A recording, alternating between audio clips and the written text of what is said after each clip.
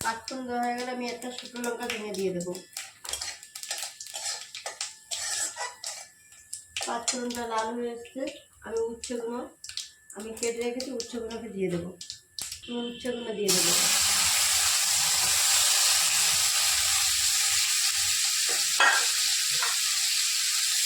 উচ্ছেগুলো দিয়ে দেবো, উচ্ছেগুলো ভাত থাকবো। উচ্ছেগুলো ভাজা হয়ে গেছে, আমি এতে দিয়ে দেবো পরিমাণ মতন নুন দিয়ে দেবো।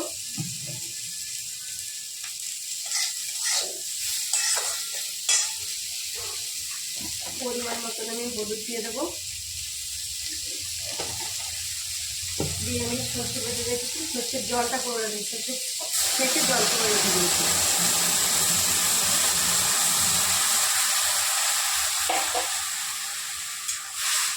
সর্ষেটা বেটে ভালো করে ছেঁকে রাখবেন, ছিবড়া করে দেবেন না, তাহলে তরকারিটা ভালো লাগবে না খেতে, মানে ছিবড়াগুলোর জন্য একটু খসখস হয়ে থাকবে।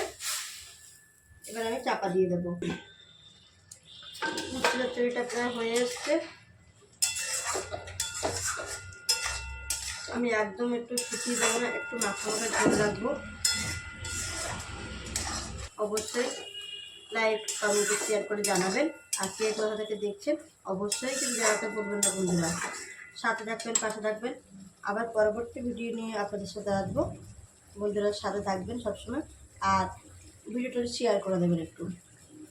আর কে কোথা দেখছেন অবশ্যই জানাবেন, লাইক কমেন্ট শেয়ার করে দেবেন, আর বন্ধুদের সাথে থাকবেন, পাশে থাকবেন।